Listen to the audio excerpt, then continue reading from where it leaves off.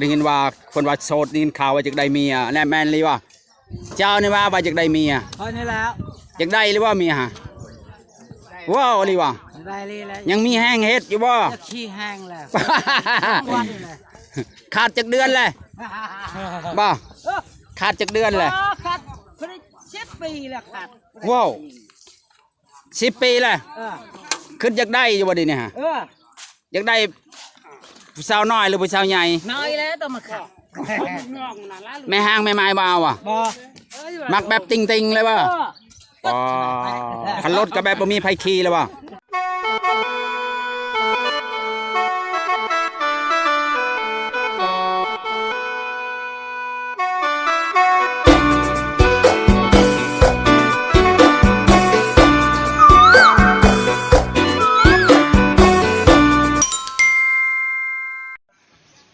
สบายดียามเสาร์พี่น้องมื้อนี้กับพา FC มาเบิ่งสาวบ้านยางชุ่งพี่น้องพากันตกลงเฮ็ดทางพี่น้องโอ้ความสามัคคีเนาะโอ้ใช้จกใช้จอบเลยเนาะสวัสดีไปหน่อยอ้าวเจ้าคือว่าใช่มัดผู้ชายโสดได้เนาะมีผัวอีกโสดบ่พอดีกดโสดคือกันเพื่อเอาหน่อยอามาตะก่อนหามาเฮ็ดทางเลยนะอ้าวอยากได้ยังว่าผัวอยากได้ยังว่าอยากได้หนาวเลยเนาะมีอยู่ผู้บ่าวโสดตอนนี้สิชวนไปหาเจ้าอยู่วางๆจะไปหาเด้อฟังว่านี่อยู่ผู้เดียวเนาะบ่มีผู้ชายจะมาเฮ็ดซอยกันเนาะความสามัคคีพี่น้องนี่โสดคือกันเด้อพี่น้องไปพาไปเบิ่งพวกฮะปลาดินแข็งเลยเนาะโอ้เริ่มแข็งเลยเฮ็ดตอนดินแข็งพี่น้องใช้อัญญาพอบานเหมือนไปทางใดน่ะอันนี้ว่าพอบานมาเนี่ยพญาทันลงบ่แม่นโอ้ถือว่าแบบความสามัคคีแบบตะกี้เนาะเฮ็ดยังใส่จกใส่จอบอยู่เนาะก็บ้านนี้ยังมีความสามัคคีด้วยพี่น้องเด้อแบบสามัคคีเนาะถือว่าไม่ต้องใช้รถใช้ล่างเนาะเฮาบ่มีแม่นว่าต้องแบบว่า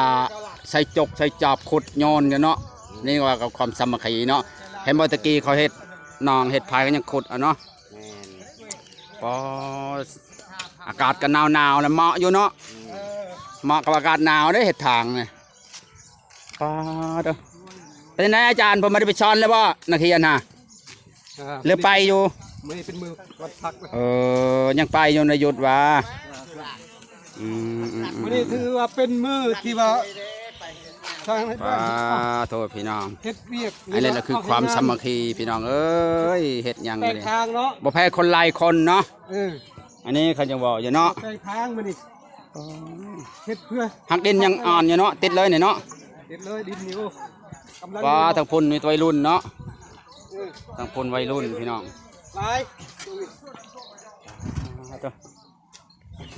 ขบ้านเพิ่นยังบ่มาเนาะเป็นได้ไหมใหญ่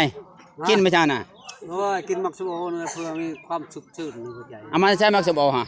แล้วเพื่อนเขาแล้วเพื่อนพอชูนเป็นได้ข้าวนำจำปาปีนี้ได้ลายบ่ได้ลายอยู่ได้โอ้เนาะได้190-200โอ้เท่าแก่เก่าเนาะเป็นได้สบายดีวะ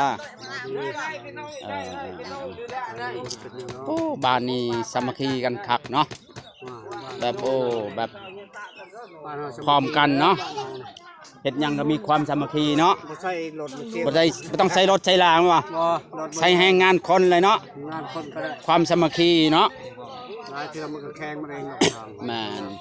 ใส่อัพแบบแต่ระบบเก่าตะกี้เนาะเฮ็ดทางใส่เฮ็ดทางกับใส่คนอยู่คือเก่าพี่น้องนี่อาจารย์ชุลาเพิ่นก็เป็นวันหยุดเพิ่นก็มาเฮ็ดทางซอยพี่น้องวันหยุดอาจารย์สอนเด้อพี่น้องเด้อเอาสวดตรงกลางเลยเด้อปาเด้อเป็นอะไรมันออกเฮ็ดบ้านนายแสงปีนี้ออกเฮ็ดแล้วโว้ยเฮ็ดบ่ได้แล้วปีนี้เฮาออกเสริมแล้วใส่ว่าให้คนอื่นเฮ็ดบ่เฮ็ดเองว้าวเลยเด้อใช่ว่าเขาเมื่อเห็ดเขาเมื่อกันแนะนำเขาเอาเห็ดนำกันเนี่ยเห็ดนำกันบ่ ถ้ากำลังเชิมได้เลยเฮ็ดเอง วัยรุ่นปลาบักอันนี้เฮ็ดแต่งตัวรอเลยมักหน้าปันผู้หญิงสมมันรอเลยมักหน้าคักมักครีมยังเนี่ยครีมคาเมนนะวะเนี่ย เข้มน้อยเดียวเนี่ย ครีมคาเมนคิงบ่ โอ้ คนมันหลา เห็ดเนาะว้าวตัวเนี้ยแบบพร้อมกันมีความสามัคคีพี่น้องโอ้มา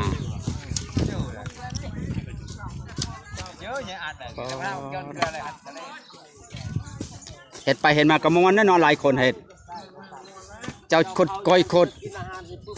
เจ้าขุดใส่ขุดกระมวลแน่เนาะเป็นได้พอติม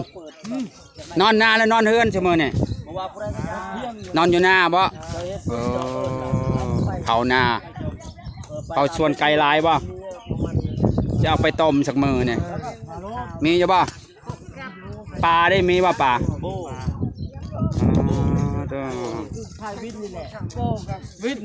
ปลาสบายดีสบายเด้อ โอ้สบายดีคือเก่าอ่ะ สบายดีคือเก่า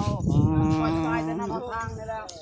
เป็นยังไงบ่สบายทาง บ่สบาย โอ้บ้านนี้ความสามัคคีเนาะมีความสามัคคีลีพร้อมหน้าพร้อมตาเนาะพี่น้องเบิ่งว่าหลายคนชาวบ้านย่างสูงพี่น้องพากันเฮ็ดทางไม่ต้องใส่รถใส่รางเนาะใส่ให้งานคนเนาะความสามัคคีนี่แหละเพิ่นว่าพี่น้องเอ้ยความสามัคคีความสามัคคีเฮ็ดหยังกันแล้วกันหลายคนเนาะบ่ใส่รถเข็นรถหยังอีเนาะเจ้าขุดมาทิ่มใส่ไปนี่เลย ใช่รถเนี่ยมันไว โอ้ใส่รถเข็นกันตั้งชีเวลาบ่ถ้าว่ารถเข็นบ่หลายเนาะโอ้โธ่พี่น้องพอดีเลยแล้วให้นาถนนทางนี้เนาะถึกแล้วได้นี่ให้นาโนนทางนี้พอดีเลยแล้วได้แป้งให้นาให้เขาพอดีเลยอันนี้ว่าหัวหน้าใหญ่เพิ่นบ่เป็นไงได้สบายดีว่าหัวหน้าใหญ่เนี่ย สบายดีเฮ็ดทาง กินยังได้ทางมาดิบ่กินข้าวรวมกันบ่เลยจังไดเนี่ยรวมบ่ขาเป็ดขาไก่บ่กินข้าวสามัคคีเนาะเฮ็ดสามัคคีเนาะ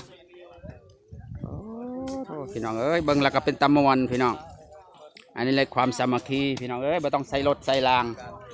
ใส่ให้งานคนโอ้โหสุดยอดพี่น้องพอยูทูบเบอร์จันใหม่ยูทูบเบอร์ใหม่นั่นน่ะโอ้โหมืออาชีพสบายดีพ่อใหญ่อันนี้ว่าหัวหน้าคุมงานบ่พ่อใหญ่แล้วว่าคุมงานเบิ่งก็พ่อใหญ่จะเอาไปดิยังจะทำพ่อใหญ่อ้าวทำนั่นแหละอันนี้บ้าพ่อใหญ่นะว่าแทนพ่อบ้านเพิ่นมาเพิ่นอยากเวียกบ่โอ้ใช่โอ้โตสุดยอดพี่น้องเป็นอะไรเห็ดมวนอยู่บ่าหลายคนเห็ดวะเนี่ยเนาะสิกินยังมันนี่ฮะเผาคนงานกินยังมันนี่ฮะขาเป็ดบ่ลาบเป็ดแล้วเนาะเห็ดฮอดใช้บ้านเฮาเห็ดฮอดบ่พูนฮอดบ้านแคนบ่ฮอดพี่ประชาบ่พอแห้งแล้วเนาะ พอแห้งแล้วเพื่อจะหอดฝุ่นเนาะโอ้โหลายมือนั่นต้องไปแปรงบอลมันเพก่อนเนาะมึงนี้มันเพแห้งเนาะโธ่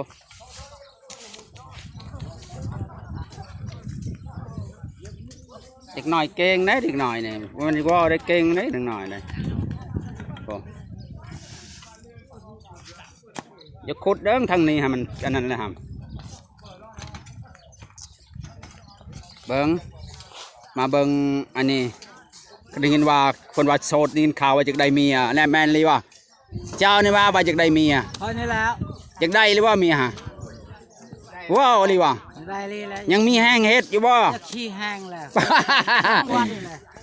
ขาดจากเดือนเลยบ่ขาดจากเดือนเลย ขาดเพิ่น10 ปีแล้วขาด ว้าว10 ปีเลยขึ้นจากได้อยู่บ่ดิเนี่ยฮะอยากได้ผู้สาวน้อยหรือผู้สาวใหญ่ น้อยแล้วต้องมาขาด แม่ห้างแม่ไม้บ่เอาอ่ะ บ่ มักแบบติงๆเลยป่ะอ๋อคันรถก็แบบบ่มีไผขี่เลยป่ะเป็นไรสบายดีวะเจ้า สบายดีสบายดี ไม่ได้เจ็บไม่ได้ไข้นะเนาะ จังยกก็เอาไปเอาหน่อยได้ ไก่สิได้จังหยอกคันเช้าจำหน่อยโอ้ว้าวไอ้ลี่บ่เจ้าว้าวได้บ่ ได้ เจ้าสิพนันได้บ่เชียร์เงินได้ ว่าเชียร์กับบุญญาติเนาะน้ำบุญญาติหน่อยเนาะ โอ้ยขอได้3หยอกกางเกงเติม พันน่ะบ่ได้คนลูก เอ้ารูปเข้ากันหมดมัดแล้ววะรูปเพิ่นบ่ได้เฮ็ดว้าว อ้าว รูปซื่อ คำเจ้าเฮ็ดบ่ได้ บ่ เจ้าจูบเอาได้ มาเถอะไปเอ็ดตัวพี่ยาวโวน ๆเป็นอะไรลูกเมียเด้จ้ะ เนื้อบ่หายหรอก เป็นอะไรลูกเมียฮะเพิ่นยาแล้วบ่ เออ เพิ่นแก่คิงแล้วเนาะ บ่มัก ยังแต่เจ้ายังแข็งแรงเนาะ คนเดียวเฮาสิ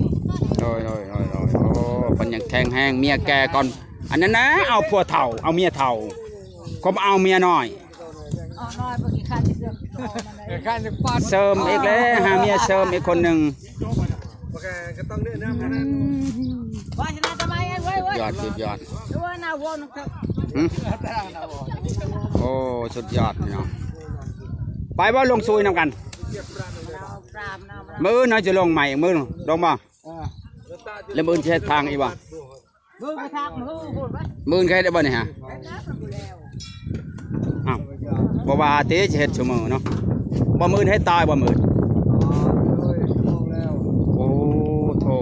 เพิ่นว่าเฮ็ดต่อเลยจนแล้วพี่น้องใช้แรงงานคนเฮ็ดซุมื้อบ่ว่าติใครก็หยุดว่ามื้อหนึง2มื้อก็เฮ็ดต่อแล้วว่า แล้วตะฟองมันแล้วพุ่นแหละบ้านน้อยพุ่นเด้คนบ้านน้อยคนนู้น คือบ่เก็บเงินจ้างรถฟอร์ดโทรให้บ่ ว่ามันพอแล้วเลยครับเขาบอกเขาการว่า หลายแนวบ่เลยใช้แรงงานคนเนาะโดยเพิ่นว่าสิเก็บเงินก็ได้ก็สิเฮ็ดห้องการอันใดก็สิเฮ็ดทางโอ้โหหลายอย่างเนาะ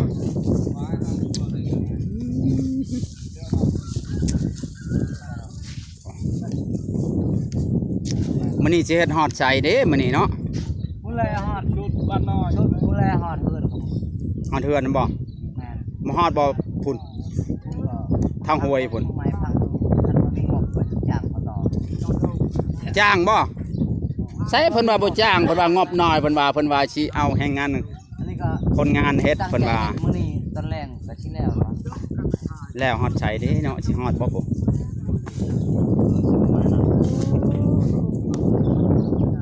ม่วนบ่เฮ็ดม่วนบ่ ก็มื้อ ไปสิพากินหยังมื้อนี้ นี้บ่ สิข่าวว่าลาบเป็ดบ่ สิแม่นคือว่าเราไป ลาบเป็ดเนาะหลายคนเฮ็ดเนาะป้อบ้านนี้มีความสามัคคีเนาะ แม่น บ้านยังสูงเนาะเมืองจำพรแข่งชวรรณเขตเนาะโอ้โหสุดยอดพี่น้องเอ้ยชาวบ้านนี่พากันโอ้มีความสามัคคีอีหลีพี่น้องเฮ็ดทางนี่บ่ต้องใส่รถใส่ลาพี่น้องใส่ให้งานคนเลยพี่น้องโอ้สุดยอดพี่น้องจบไปจอบผู้ใดคนละไม้คนละมือพี่น้องไปตำมวนพี่น้องหลายแห้งพี่น้องฮะมื้อนี้ก็จะจบคลิปสำนี้เด้อพี่น้องเด้อ